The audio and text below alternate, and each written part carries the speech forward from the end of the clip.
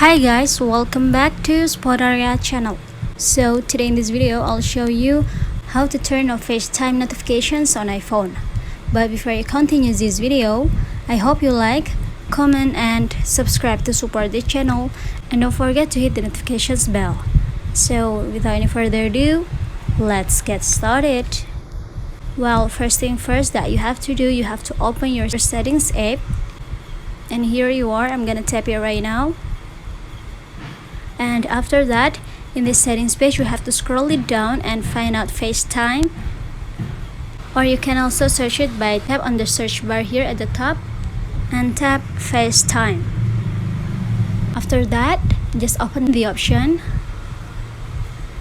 and now you will see notifications option. Just go ahead now.